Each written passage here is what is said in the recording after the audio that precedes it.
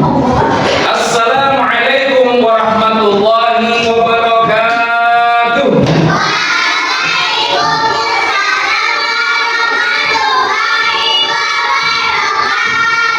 Alhamdulillahirabbil alamin. Assalatu wassalamu ala asyrafil anbiya'i wal mursalin wa ala alihi washabbihi ajma'in. Amma ba'du.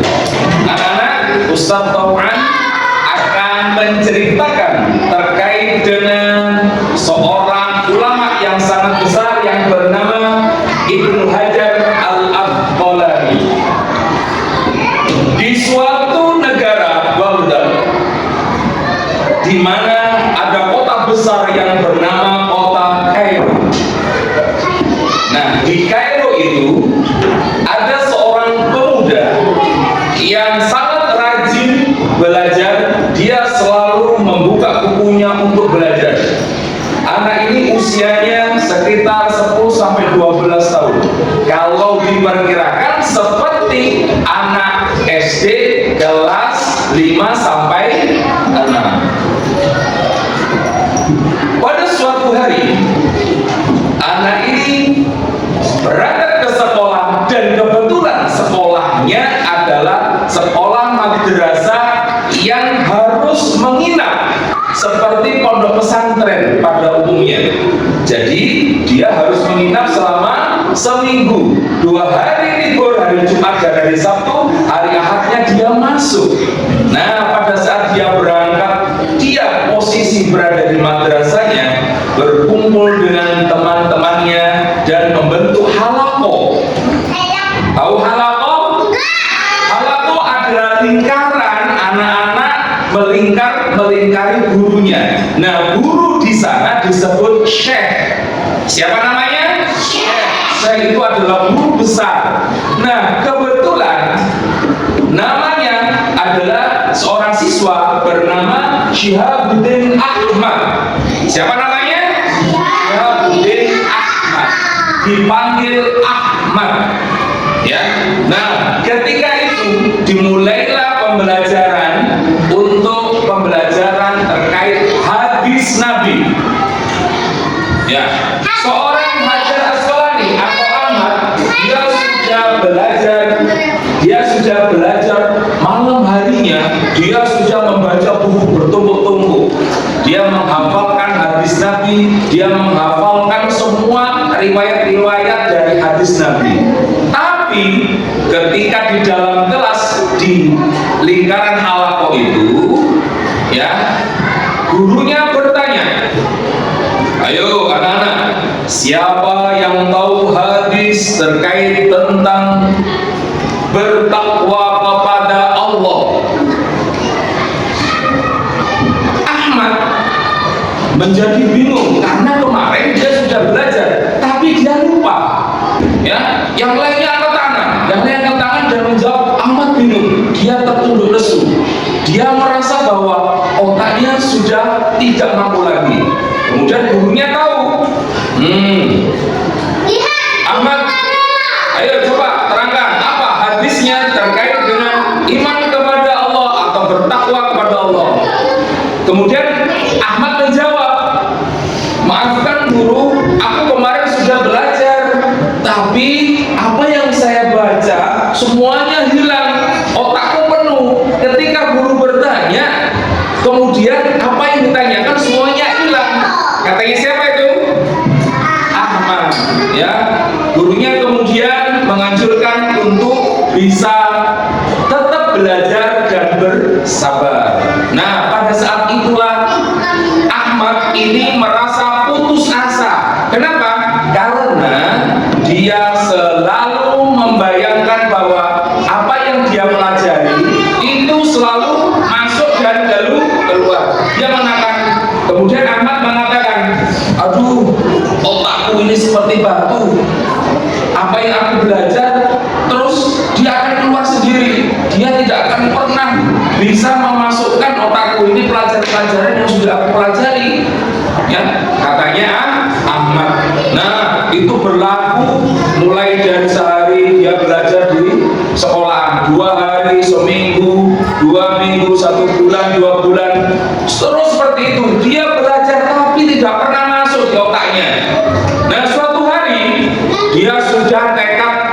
kemudian berputus asa. Mengapa? Karena dia tidak mau lagi belajar.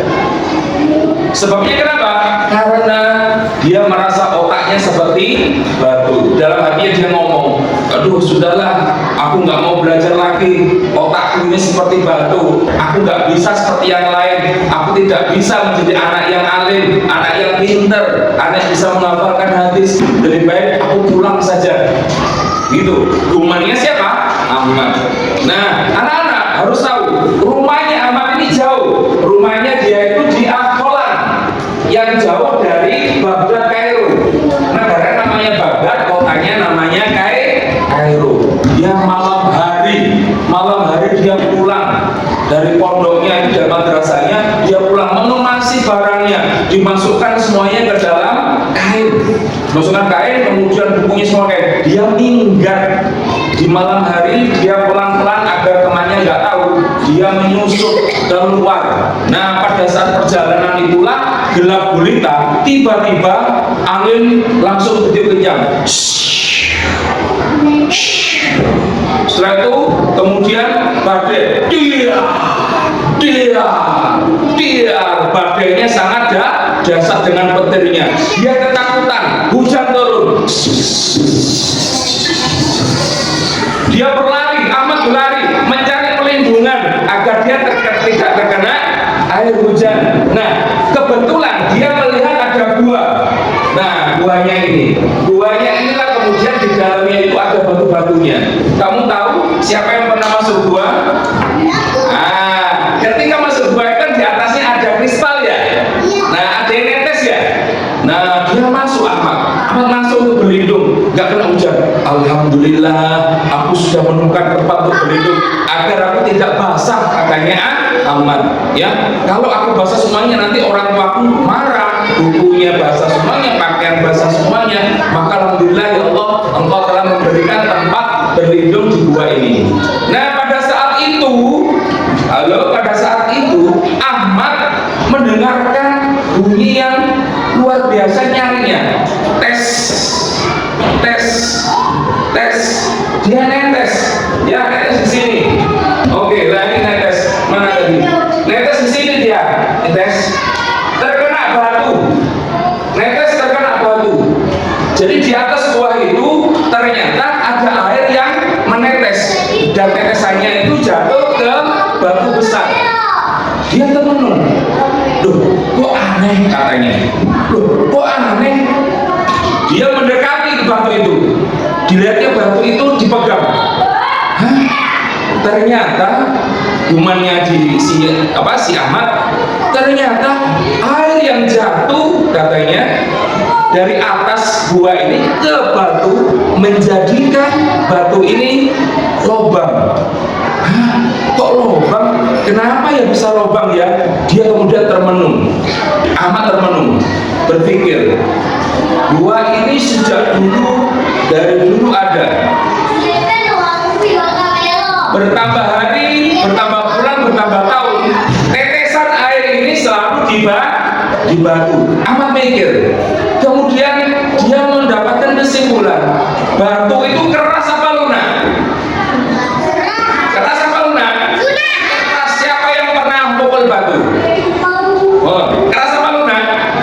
Keras banget. Keras mana sama kayu? Keras batu. Apa yang terjadi ketika tetesannya terus menerus, hari bertambah hari, bulan tambah bulan, tahun bertambah tahun, akhirnya batu itu bisa menjadi pecah dan lubang.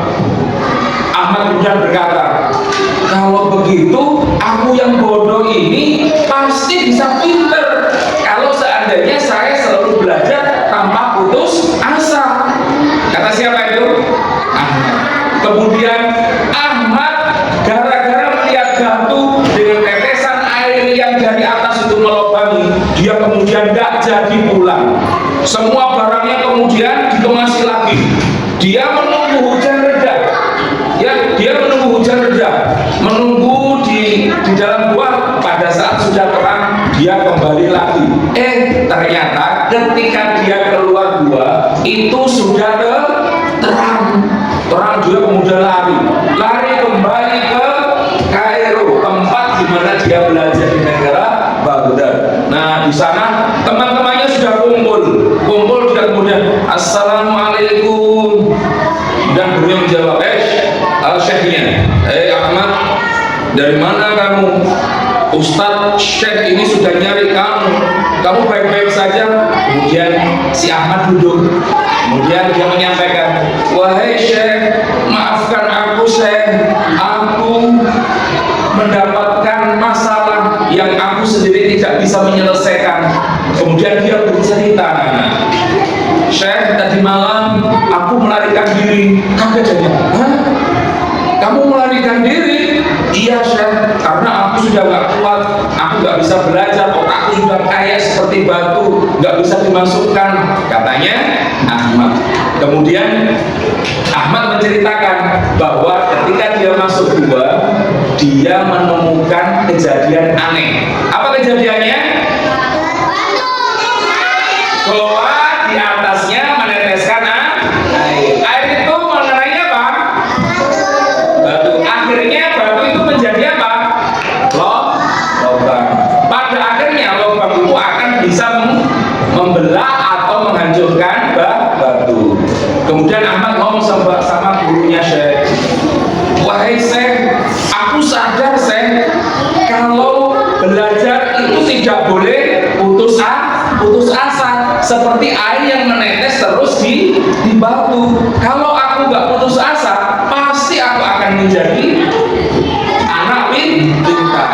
Anak-anak pada saat itu juga berubahlah semua aktivitas kegiatan Ahmad.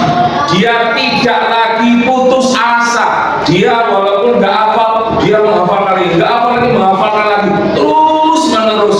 Pada akhirnya di suatu hari, tahun bertambah tahun, dia menjadi seorang ulama yang sukses. Hafalannya adalah hafal semua hadis-hadis Nabi. Dia terkenal, ya, ada taruh hadis yang dia ciptakan. Dia terkenal menjadi ulama penghafal hadis, sehingga dia dijuluki, namanya siapa? Syihabuddin Ahmad. Sama-sama, Syihabuddin Ahmad.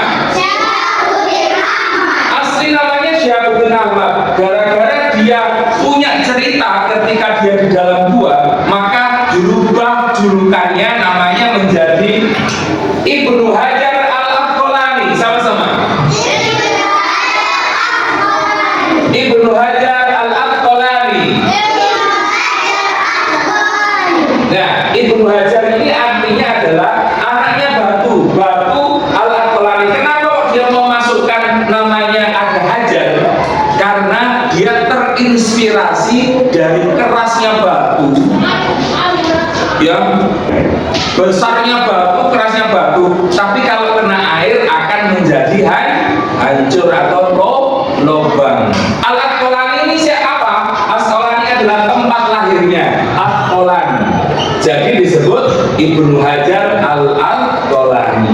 Nah, anak-anak, apa hikmahnya kita belajar mengenal dari tokoh ulama Syihabuddin Ahmad ini? Anak-anak, apa? Satu, tidak boleh putus asa belajarnya. Belajar tidak boleh putus asa. Tidak hafal, terus ulangi, dihafalkan. Hilang lagi, hafalkan lagi. Hilang lagi, hafal lagi. Kayak kemarin anak-anak suruh menghafalkan di buku saku, ada hadis, ada doa sehari-hari. Lupa apa enggak? Nah, kalau nggak lupa kamu lebih pintar dong dibandingkan dengan Syihabuddin Ahmad. Ini dia enggak, baru dihafal hilang, dan dihafal hilang, seperti itu terus, sehingga dia merasa bahwa dia bodoh. Itulah ya. Kemudian kita yang kedua, apa hikmahnya? Setelah kita tidak boleh putus asa, kita selalu berpositif thinking, harus positif berpikirannya. Apa yang kita lakukan itu manfaatnya untuk diri kita dan ke depan untuk orang lain, ya. Nah, begitulah kisahnya dari Ibnu Hajar Al-Asqalani. Demikian yang bisa Ustaz sampaikan. Mudah-mudahan cerita ini menjadi inspirasi dan manfaat anak-anak. Jangan malas belajar, jangan bosan belajar. Demikian, assalamualaikum warahmatullahi wabarakatuh.